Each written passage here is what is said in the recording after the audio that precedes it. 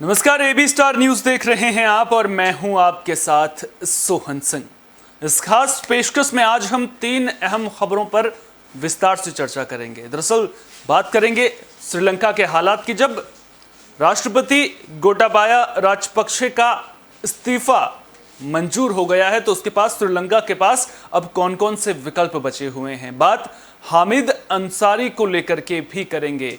जिस तरह से पाकिस्तानी पत्रकार या यूं कहें पाकिस्तानी एजेंट नुसरत से उनके रिश्तों को लेकर के बात की जा रही है, अब ऐसे में बीजेपी जिस तरह से हमलावर हो गई है, कौन सच्चा है कौन झूठा है, और कांग्रेस किस तरह से इस पूरे मुद्दे को लेकर के फंसती हुई नजर आ रही है, इस पर भी चर्चा करेंगे। लेकिन सबसे पहले बात करेंगे संसद में असंसदीय शब्दों पर मचे घमासान की। दरअसल लोकसभा सचिवालय की ओर से कुछ शब्द चुने जाते हैं। साफ तौर पर कहा जाता है कि संसद में अगर इन असंसदीय शब्दों का इस्तेमाल किया गया तो इन शब्दों को रिकॉर्ड से हटा दिया जाएगा। अब यहां पर इस खबर को किस तरह से तोड़ मरोड़ कर विपक्ष ने पेश करने की कोशिश की। विपक्ष ने यह पेश करने की कोशिश की कि सरकार के खिलाफ जिन शब्दों का इस्तेमाल विपक्ष करता आया है उन शब्दों पर बोलने से मनाही है, उन शब्दों पर संसद में पूरी तरह से बैन लगा दिया गया है। यहां पर आप एक बात समझिए, एक कहावत है कि सच अपने जूते के फीते बांधते रह जाता है और झूठ पूरी दुनिया का चक्कर लगाकर आ जाता है। ऐसा हम क्यों कह रहे हैं? सबसे पहले आपको विपक्ष के नेताओं के वो बयान दिखा देते हैं। ग्राफिक्स के जरिए हमने उन बयानों की लिस्ट तैयार की है, उन बयानों को आपको दिखा देते हैं। उन बयानों में किस तरह से एक के बाद एक विपक्ष के नेता बयान दे रहे हैं, सबसे पहले वो आप अपने स्क्रीन पर देख लीजिए। अधीर रंजन चौधरी का बयान आपकी स्क्रीन पर है। संसद भारत की सबसे बड़ी पंचायत है। हम यदि गांधी जी, बाबा साहेब भीमराव अंबेडकर के पैरों में बैठकर अहिंसा अपनाते हुए अगर कोई बात रखने की कोशिश करें तो क्या यह गलत है? यह सदन प्रधानमंत्री का खुद का आवास स्थल नहीं है। एक और बयान आपको दिखाते हैं, जयराम रमेश क्या कह रहे हैं वो भी आपको दिखा देते हैं। ये जो जयराम रमेश का ट्वीट है, ये आज जो राज्यसभा की ओर से अधिसूचना जारी की गई है उसको लेकर के ये ट्वीट है कि विश्वगुरु का नया काम धरना मना है। इस खबर के बारे में भी आपको बताएंगे कि उन्होंने ये ट्वीट किस संदर्भ में किया है, वो भी आपको बताएंगे। मनीष तिवारी कहते हैं पीठासीन अधिकारी सदस्यों के साथ टकराव का मंच तैयार क्यों कर रहे हैं? पहले असंसदीय शब्दों पर टकराव और अब ये दुर्भाग्यपूर्ण। ये जो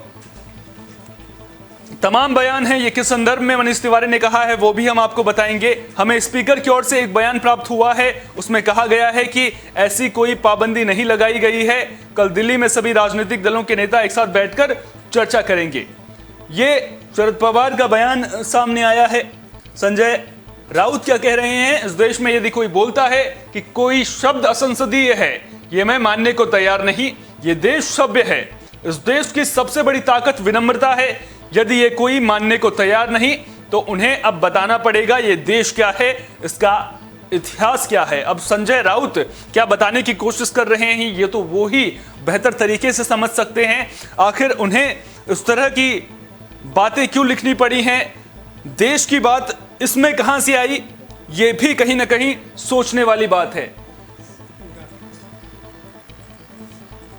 अब संसद में ड्रामा नहीं चलेगा। दरअसल आज राज्यसभा की ओर से, राज्यसभा सचिवालय की ओर से अधिसूचना जारी की गई है जिसमें साफ तौर पर कहा गया है कि संसद भवन परिसर का इस्तेमाल धरना प्रदर्शन, हड़ताल, अनशन या फिर धार्मिक समारोहों के लिए नहीं किया जा सकता है। हमने अक्सर देखा है कि संसद के सत्र के दौरान किस तरह से हंगामा देखने को मिलता है, बवाल होता हुआ देखने को मिलता है। ऐसे में जिस संसद में 1 घंटे में करोड़ों रुपए खर्च होते हैं, 1 मिनट में करीब 3 लाख रुपए खर्च होते हैं, उस संसद में अगर प्रदर्शन को लेकर के इस तरह से राज्यसभा सचिवालय की ओर से अधिसूचना जारी की जाती है तो फिर इसको लेकर के डरना मना है जैसे ट्वीट जयराम रमेश क्यों कर रहे हैं, इसको लेकर के भी सवाल जरूर पूछना चाहिए। संसद में जुबान संभाल के अब संसद में ये नहीं बोल पाएंगे सांसद, उन शब्दों का जिक्र आप अपनी स्क्रीन पर देख सकते हैं कि वो कौन कौन से शब्द हैं। जुमला जीवी,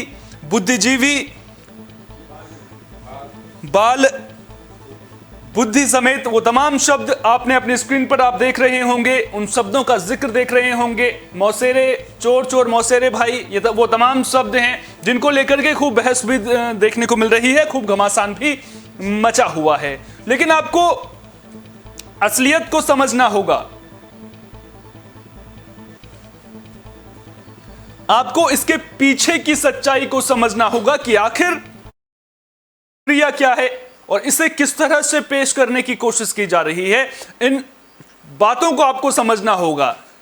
अब जिस तरह से जयराम रमेश ट्वीट करते हैं, अब होता क्या है कि जब राज्यसभा की कार्यवाही शुरू होती है, इससे पहले आपको बता दें, एक और मैं जानकारी देना चाहूंगा कि राज्यसभा सचिवालय की ओर से एक और आचार संहिता के संदर्भ में जानकारी दी गई थी कि अगर आप संसद में कुछ भी बोल रहे हैं तो अपने शब्दों को जरूर तोल लीजिएगा, क्योंकि अभी हाल ही में हमने देखा देश में धर्म के नाम पर किस तरह से बयानबाजी के बाद से घमासान देखने को मिला था। साफ तौर पर राज्यसभा सचिवालय की ओर से कहा गया है कि किसी भी धर्म का अपमान करने की इजाजत आपको संसद नहीं देती है, और बाकायदा यह भी कहा गया है कि अगर जरूरत पड़ी तो सत्र से एक दिन पहले शाम के वक्त में इस संदर्भ में आगे भी अधिसूचनाएं जारी होती रहेंगी। लेकिन जिस तरह से शब्दों को लेकर के घमासान मचा हुआ है, शब्दों को लेकर के सियासत तेज होती हुई नजर आ रही है, ऐसे में आपको बता दें कि संसद में किसी भी शब्द के बोलने पर बैन नहीं लगा है। आप शब्दों का इस्तेमाल जरूर कर सकते हैं, लेकिन मर्यादा में रहकर ही उन शब्दों का इस्तेमाल करना होगा। आप किसी पर व्यक्तिगत तौर पर लांछन नहीं लगा सकते हैं। सरकार ने आपको किसी भी शब्द को बोलने से आपको मना नहीं किया है, इनकार नहीं किया है कि आप इन शब्दों का इस्तेमाल मत कीजिए। आप पूरे मामले को समझने की कोशिश कीजिए, और ऐसा पहली बार नहीं हो रहा है जब संसद जो है, लोकसभा स्पीकर जो हैं वो असंसदीय शब्दों की सूची जारी कर रहे हों। हर साल लगभग ऐसी ही लिस्ट जारी की जाती है, और अगर आप 1954 के बाद से अब तक का इतिहास उठाकर देखेंगे तो 1100 पन्नों में वो शब्द मौजूद हैं जिनको लेकर के बाकायदा इस तरह से लोकसभा स्पीकर ने कहा है कि इन शब्दों का इस्तेमाल अगर होता है तो इन्हें असंसदीय माना जाएगा, यानी कि इन्हें रिकॉर्ड से हटा लिया जाएगा। जब यूपीए की सरकार थी उस दौरान भी स्पीकर के द्वारा ये कदम उठाए गए थे। तो अब ऐसे में इसे लेकर हंगामा क्यों? विपक्ष ये फ्रेम करने की कोशिश क्यों कर रहा है कि सरकार विपक्ष की आवाज दबाने की कोशिश कर रही है? संसद एक ऐसा मंच होता है जहां सरकार अपने काम को लेकर के ब्यौरा देती है, आगे किस तरह से योजनाएं हैं और आगे कौन कौन से ऐसे कानून बनाए जाने चाहिए जो देश हित में हैं, उसको लेकर के मंथन किया जाता है। सरकार के द्वारा जो योजनाएं चलाई जा रही हैं उन पर चर्चा की जाती है, देश के हालात पर चर्चा की जाती है। ऐसे में विपक्ष जब अब संसद सत्र शुरू होने में ज्यादा वक्त नहीं बचा हुआ है, कुछ ही दिन शेष बचे हुए हैं, ऐसे में विपक्ष क्या साबित करने की कोशिश कर रहा है, यह अपने आप में बड़ा सवाल है। और सबसे बड़ा सवाल तो यह है कि आखिर अगर स्पीकर कोई एक फैसला लेते हैं, असंसदीय शब्दों की लिस्ट तैयार करते हैं, तो उस पर इतना हंगामा करने की जरूरत क्या है? कहा विपक्ष के द्वारा यह भी जा रहा है कि सरकार की ओर से यह तमाम कोशिशें की जा रही हैं कि विपक्ष सरकार के खिलाफ ना बोल पाए। जिन शब्दों का इस्तेमाल विपक्ष की ओर से सरकार के खिलाफ किया जाता है, उन शब्दों पर ही आपत्ति जताई गई है। अब ऐसे में सवाल उठता है कि अगर स्पीकर कोई फैसला लेते हैं तो उसका सरकार से क्या लेना देना है? दरअसल स्पीकर जब इस तरह का कोई फैसला लेते हैं तो इसमें सरकार की कोई भूमिका नहीं होती है। अब पूरे मामले को अगर हम समझने की कोशिश करें तो मैं आपको आसान शब्दों में अगर मैं समझाना चाहूं, सबसे पहली बात, संसद के अंदर किसी भी शब्द के बोलने पर पाबंदी नहीं है। कोई शब्द संसदीय है या फिर असंसदीय है, इसका मूल्यांकन कैसे करेंगे?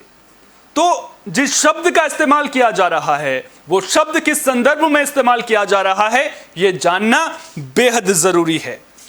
और एक और अहम बात, अगर क्या होगा जिन शब्दों को असंसदीय बताया गया है उन शब्दों का इस्तेमाल कोई संसद में करता है, तो मैं आपको बता दूं कि किसी भी तरह की कार्रवाई असंसदीय शब्दों का इस्तेमाल करने पर जिन शब्दों की लिस्ट जारी की गई है किसी भी तरह की कार्रवाई की कोई बात नहीं कही गई है। ऐसे में सवाल उठता है कि इतना हंगामा क्यों? सदन एक वो मंच होता है जहां पर जनता की आवाज पहुंचाने का काम जनता के चुने हुए लोग करते हैं, ताकि जनता के हित में जनता के लिए कुछ बड़े फैसले लिए जा सकें। हमने अक्सर तस्वीरों में देखा है, इसी सदन में ऐसी तस्वीरें सामने आती हैं जो ये सवाल पूछने पर मजबूर करती हैं कि आखिर जिन जनता की बात रखने के लिए संसद का सत्र आयोजित किया गया था उस जनता की आवाज सुनने वाला कोई है या नहीं, उस जनता की आवाज को सही ढंग से मंच तक पहुंचाने वाला कोई है या नहीं। अक्सर हंगामे की भेंट चढ़ते हुए हमने सदन को देखा है।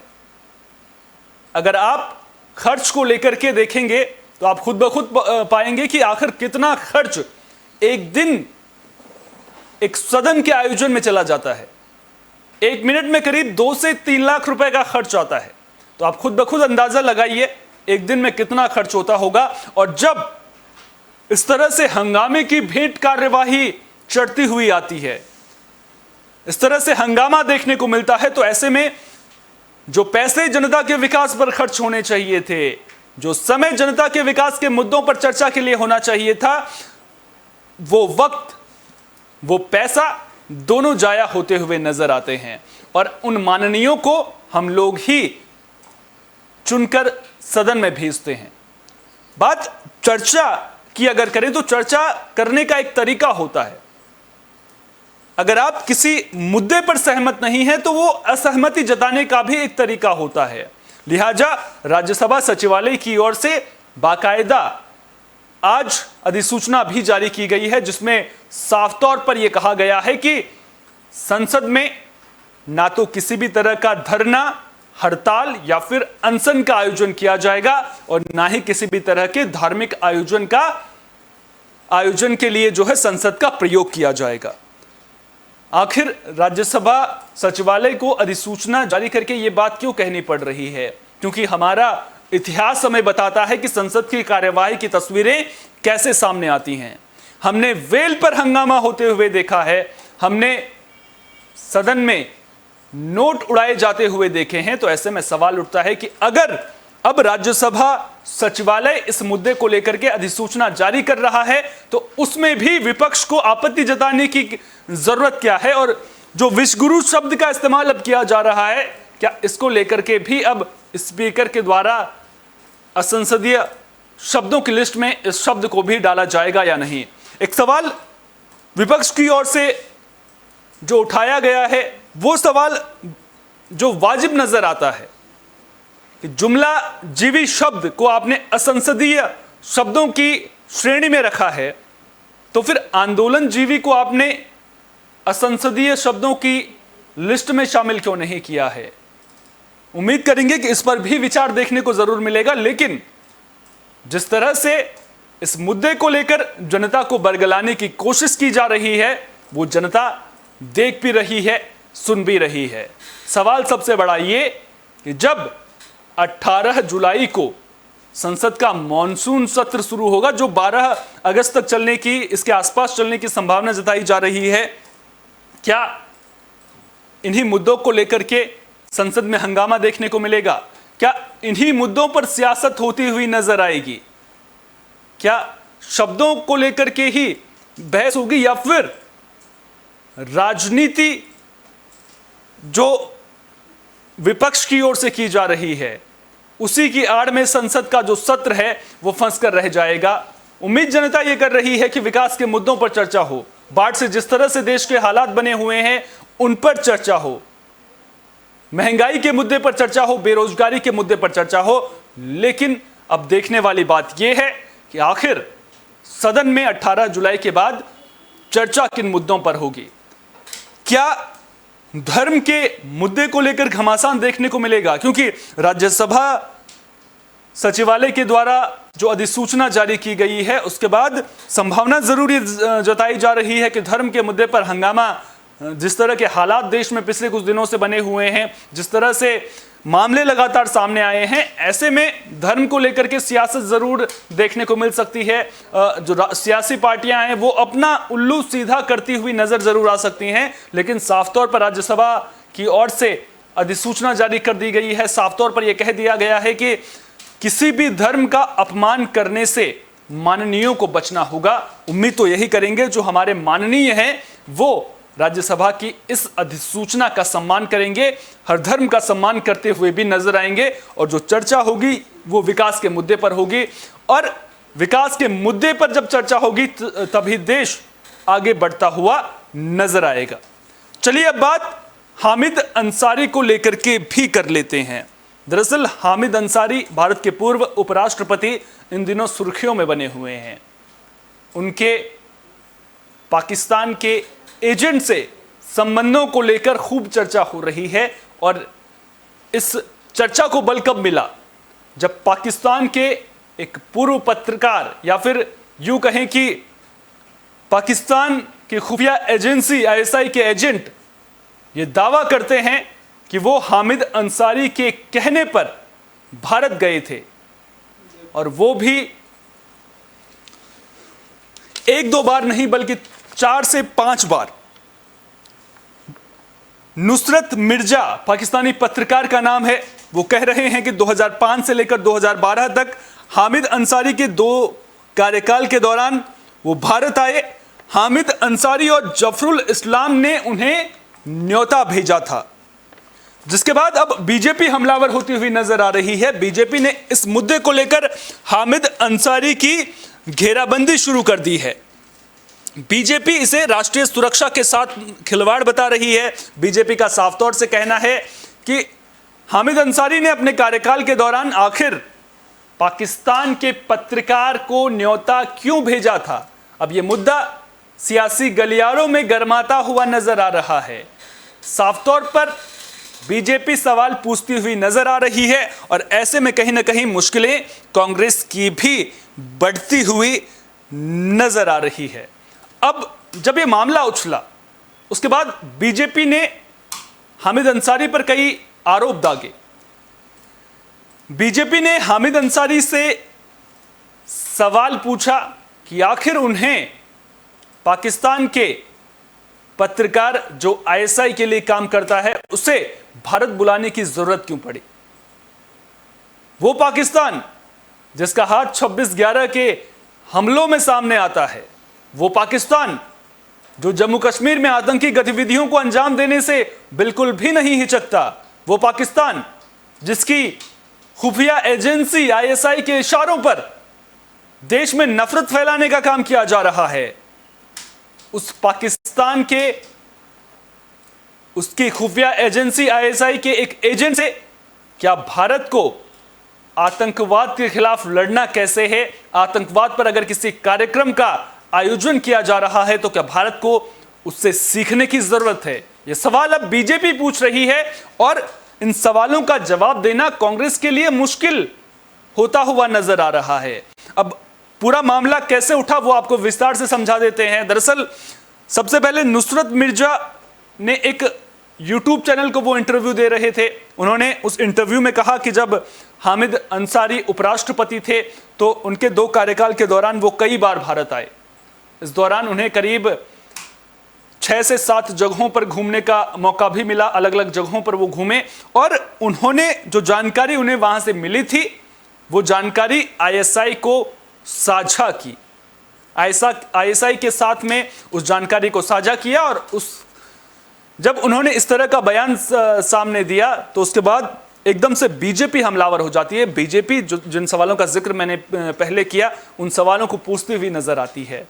हामिद अंसारी सामने आते हैं, इन आरोपों पर सफाई देते हैं। इस तरह के जो आरोप उन पर लगाए गए हैं वो ये कहते हैं कि ये जो आरोप हैं वो सही नहीं हैं, वो गलत हैं। अगर मैंने किसी को आमंत्रित किया है तो सरकार के पास उसकी लिस्ट होगी, उन विदेशी आगंतुकों के बारे में जानकारी होगी कि आखिर उपराष्ट्रपति के कहने पर कौन कौन से विदेशी लोग देश में आए हैं। अब ऐसे में कांग्रेस की तत्कालीन सरकार घिरती हुई नजर आ रही है। साफ तौर पर हामिद अंसारी ये कहने की कोशिश कर रहे हैं कि अगर उन्हें विदेश से किसी को बुलाना है तो उसके लिए सरकार का विदेश मंत्रालय उस लिस्ट को बनाएगा, उसके बाद ही उन्हें बुलाया जाएगा। उन्होंने साफ तौर पर कहा कि मैं नुसरत को नहीं जानता हूं और उन्होंने इससे इन मुलाकात की जो खबरें थी उन्हें भी सिरे से खारिज कर दिया। अब बीजेपी के प्रवक्ता गौरव भाटिया आज एक बार फिर से प्रेस कॉन्फ्रेंस करते हैं। वो एक फोटो दिखाते हैं, उस फोटो में हामिद अंसारी और नुसरत मिर्जा दोनों नजर आ रहे हैं। अगर हामिद अंसारी नुसरत मिर्जा को नहीं जानते हैं तो फिर उस फोटो में वो एक साथ कैसे नजर आ रहे हैं, ये अपने आप में बड़ा सवाल उभरकर सामने आ रहा है। आखिर इस पूरे मुद्दे पर सच्चा और झूठा कौन है, ये तो जब जांच होगी तो उसके बाद जो है दूध का दूध पानी का पानी जरूर हो जाएगा, क्योंकि अब इस पूरे मुद्दे को लेकर जांच की बात भी निकलकर जरूर सामने आ रही है। जांच की मांग कौन कर रहा है वो भी आपको बताएंगे, लेकिन उससे पहले आपको बता दें कि नुसरत मिर्जा का इस पूरे मामले को लेकर के बयान सामने आता है। नुसरत मिर्जा सामने आते हैं, वो कहते हैं कि वो हामिद अंसारी को नहीं जानते हैं, उनका उनसे कोई रिश्ता ही नहीं है।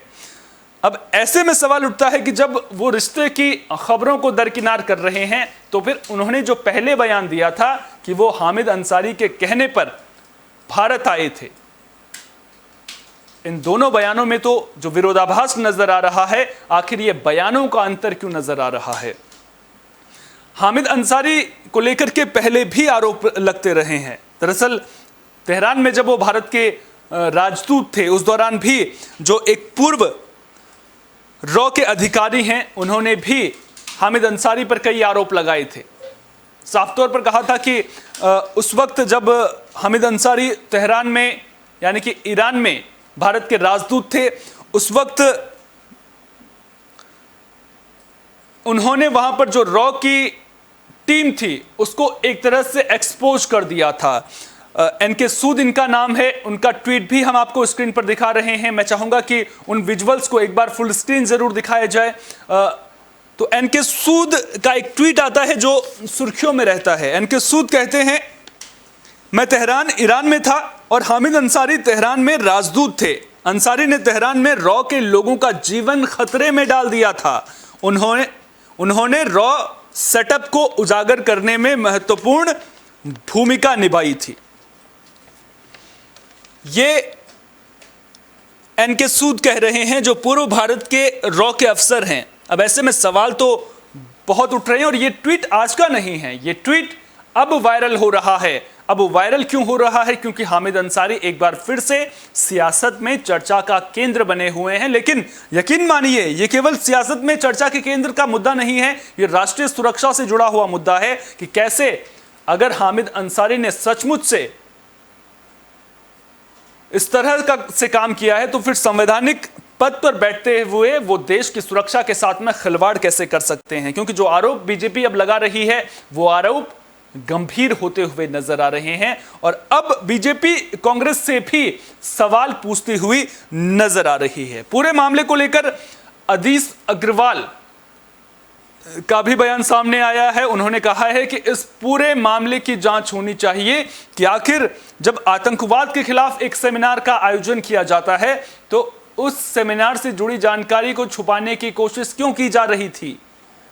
उन्होंने जांच की मांग की है और अब देखना दिलचस्प होगा कि क्या इस पूरे मामले को लेकर के जांच होती है, क्योंकि जब मुद्दा राष्ट्रीय सुरक्षा का हो, जब बात उस शख्स की हो जो एक संवैधानिक पद पर रहा हो देश के, तो ऐसे मामलों पर जांच होनी बेहद जरूरी है। लेकिन अब कांग्रेस के लिए जवाब देना बेहद मुश्किल हो रहा है, क्योंकि बीजेपी साफ तौर पर कह रही है कि मनमोहन सिंह जवाब दें, सोनिया गांधी जवाब दें कि आखिर एक पाकिस्तान का एजेंट भारत में पहुंचा तो पहुंचा कैसे और इस तरह से गोपनीय जानकारी को कैसे उसने आईएसआई के सुपुर्द कर दिया और जिस तरह से हामिद अंसारी का नाम सामने आ रहा है, ऐसे में देखना दिलचस्प होगा कि अब कांग्रेस की ओर से इस पूरे मामले को लेकर किस तरह से बयान दिया जाता है, क्या कुछ आगे घटनाक्रम देखने को मिलता है। बात अब आखिर में श्रीलंका के हालात की भी कर लेते हैं। श्रीलंका आर्थिक और सियासी मुश्किलों के दौर में फंसा हुआ है और इन मुश्किलों से अगर श्रीलंका को पार पाना है तो इसके लिए श्रीलंका के सामने बड़ी सारी परेशानियां हैं और आने वाले कुछ दिन, कम से कम एक हफ्ता श्रीलंका के लिए बेहद अहम है। पहले क्या कुछ श्रीलंका में अपडेट है वो आपको दे देते हैं। दरअसल गोटाबाया राजपक्षे जब सिंगापुर पहुंचे तो उन्होंने ईमेल के जरिए स्पीकर को इस्तीफा सौंपा। स्पीकर ने उनका इस्तीफा मंजूर कर लिया है और अब 4 तस्वीरें आपको स्क्रीन पर दिखा रहे हैं। उन 4 तस्वीरों के जरिए घटनाक्रम को समझने की कोशिश कीजिए। लंका अभी भी संकट में है। पहली तस्वीर में आप देख सकते हैं अंतरिम राष्ट्रपति की शपथ लेते हुए रानिल विक्रमसिंघे नजर आ रहे हैं। अंतरिम राष्ट्रपति यानी कि आने वाले जो 6 से 7 दिन हैं, जब तक अगला राष्ट्रपति नहीं चुना जाता है तब तक रानिल विक्रमसिंघे के ऊपर राष्ट्रपति की जिम्मेदारी होगी। लेकिन अब जब इस जिम्मेदारी को वो निभा रहे हैं तो क्या वो बड़े फैसले ले सकते हैं? क्या आने वाले दिनों में कोई बड़ा फैसला उनकी ओर से लिया जाएगा? इस पर भी नजरें लगातार बनी हुई हैं। दूसरी तस्वीर में आप देख सकते हैं किस तरह से श्रीलंका के लोग जश्न मना रहे हैं क्योंकि गोटाबाया राजपक्षे का इस्तीफा स्वीकार हो गया है। और ये जो जश्न है वो रानिल विक्रमसिंघे के अंतरिम राष्ट्रपति चुने जाने को लेकर नहीं है। यहां पर मैं आपको एक बात साफ करना चाहता हूं क्योंकि ये जो जश्न है वो इस बात को लेकर है कि गोटाबाया राजपक्षे राष्ट्रपति पद से हट गए हैं, उन्हें राष्ट्रपति पद से हटाया जाए, इसकी मांग लंबे समय से श्रीलंका में की जा रही थी। भ्रष्टाचार के आरोप गोटाबाया राजपक्षे पर लग रहे थे। और तीसरी तस्वीर आप देख सकते हैं किस तरह से संसद भवन के बाहर बड़ी संख्या में श्रीलंका के लोग जुटे हुए हैं। हाथों में श्रीलंका का झंडा उनके नजर आ रहा है और उस झंडे के तले जश्न मनाते हुए नजर आ रहे हैं। और ये तस्वीरें अपने आप में बहुत कुछ कह रही हैं, लेकिन जो जश्न आज श्रीलंका के लोग मना रहे हैं, क्या वो जश्न आने वाले दिनों में भी देखने को मिलेगा? क्या इस तरह का बदलाव श्रीलंका के हालात के साथ साथ सियासत और आर्थिक स्थिति में भी देखने को मिलेगा? ये अपने आप में बड़ा सवाल है। आखिरी तस्वीर में आप देख सकते हैं किस तरह से जश्न जोरदार चल रहा है। जोरदार जश्न के बीच में आतिशबाजी हो रही है और लोग जश्न मनाते हुए नजर आ रहे हैं। तो जश्न की तस्वीरें पूरी तरह से सामने आ रही हैं। इसके अलावा श्रीलंका के लोग आर्मी के जवानों को भी पानी की बोतलें देते हुए नजर आ रहे हैं। तो कुल मिलाकर श्रीलंका से कुछ अच्छी तस्वीरें जरूर सामने आ रही हैं, लेकिन ये तस्वीरें क्या वाकई में आने वाले दिनों में भी इसी तरह की सामने आएंगी? ये अपने आप में बड़ा सवाल है क्योंकि श्रीलंका से जश्न की तस्वीरें जरूर सामने आ रही हैं श्रीलंका, लेकिन अभी भी आर्थिक हालात से उबरा नहीं है। श्रीलंका अभी भी उन्हीं हालातों में फंसा हुआ है। और अब आप फुल स्क्रीन इन तस्वीरों को देख सकते हैं किस तरह से हाथों में झंडा लिए हुए जश्न मनाते हुए लोग नजर आ रहे हैं। और ये जश्न जो है अपने आप में पूरी कहानी को बयां करता हुआ नजर आ रहा है। अब आखिर श्रीलंका में आगे क्या होगा?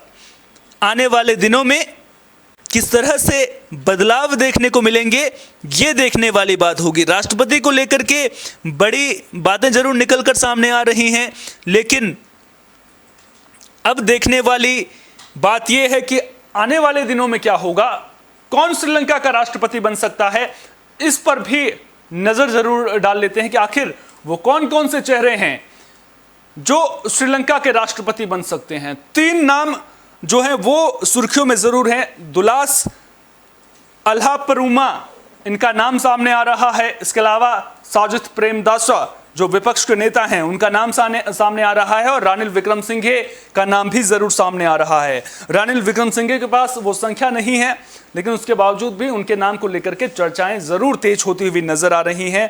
अब आगे श्रीलंका में किस तरह से संसदीय तरीके से काम होगा वो आपको सबसे पहले जानकारी दे देते हैं। दरअसल अब क्या होगा, अगले 7 दिनों के भीतर जो स्पीकर हैं वो नए राष्ट्रपति के चुनाव की बात कर रहे हैं, यानी कि जो 225 सदस्य हैं उन्हें बुलाया जाएगा, बैठक की जाएगी, सर्वसम्मति से किसे राष्ट्रपति चुना जाता है, यह देखने वाली बात होगी। साजिद प्रेमदासा जो विपक्ष के नेता हैं, उनकी संभावनाएं प्रबल होती हुई नजर आ रही हैं, लेकिन रानिल विक्रमसिंघे भले ही उनके पास वो समर्थन की संख्या नहीं है, लेकिन यह उम्मीद जरूर जताई जा रही है कि रानिल विक्रमसिंघे अगले राष्ट्रपति श्रीलंका के हो सकते हैं। इन दो नामों पर ज्यादा चर्चा होती हुई नजर आ रही है। लेकिन क्या रानिल विक्रमसिंघे को श्रीलंका के जो लोग हैं वो राष्ट्रपति मानने के लिए तैयार होंगे? अंतरिम राष्ट्रपति तक तो ठीक है, और जो नए राष्ट्रपति हैं उनके चुनाव में अभी कितना वक्त श्रीलंका को लगेगा, ये सबसे बड़ा सवाल है। क्योंकि जब अंतरिम राष्ट्रपति सरकार चला रहा होता है, किसी देश को चला रहा होता है, तो ऐसे में देश में लोगों के बीच में शंका का, भय का और जो डर का माहौल है वो पैदा होते हुए देर नहीं लगती है। अब क्योंकि जब अंतरिम राष्ट्रपति के पद पर रानिल विक्रमसिंघे हैं, तो फैसले लेने से पहले वो भी एक दो बार जरूर सोचेंगे कि जो फैसला वो ले रहे हैं उसके परिणाम क्या होंगे। इसके अलावा कहीं उनकी जो कुर्सी है वो खतरे में ना आ जाए। तो अब तमाम जो देखने वाली बात होगी कि जो 225 सदस्य हैं वो किस नतीजे पर पहुंचते हैं। संभावनाएं श्रीलंका में किस तरह की नजर आ रही हैं, उन संभावनाओं पर भी नजर डाल लेते हैं। दरअसल पीएम जो रानिल विक्रमसिंघे थे वो अंतरिम राष्ट्रपति बन चुके हैं और अब उनके राष्ट्रपति बनने की संभावना नजर आ रही है। दूसरी जो संभावना है वो सर्वदलीय सरकार की नजर आ रही है। सर्वदलीय सरकार बनती हुई नजर आ रही है। सभी दलों को साथ में आना होगा और उसके बाद एकजुट होकर के किसी फैसले पर पहुंचना होगा। मिलजुल कर, साथ मिलकर देश को आगे बढ़ाने की दिशा में कदम उठाने होंगे। और जो तीसरी संभावना है, हालांकि इसकी संभावना बेहद कम है, वो मिलिट्री रूल। इसकी संभावनाएं जरूर हैं लेकिन वो नामात्र के बराबर हैं। ऐसे में क्या होता है कि मिलिट्री जो है पूरे देश को अपने कंट्रोल में ले लेती है। हालांकि लोकतंत्र के लिए मिलिट्री शासन को इतना अच्छा नहीं माना जाता है, इसलिए इसकी संभावनाएं श्रीलंका में फिलहाल कम ही नजर आ रही हैं। लेकिन आज सुबह जब गोटाबाया राजपक्षे का इस्तीफा स्वीकार किया गया था, उसके बाद सेना सड़कों पर उतर गई थी, जिसम की तस्वीरें जरूर सामने आ रही थी। तो अब ऐसे में आने वाले दिनों में श्रीलंका के जो विकल्प हैं, 3 महत्वपूर्ण विकल्प, उन विकल्पों में श्रीलंका आखिरकार किस फैसले पर पहुंचती है, यह देखने वाली बात होगी। फिलहाल के लिए इस खास पेशकश में इतना ही। देश दुनिया की तमाम अहम खबरों के लिए बने रहिए AB स्टार न्यूज के साथ, क्योंकि यहां पर खबरों का सिलसिला कभी नहीं थमता।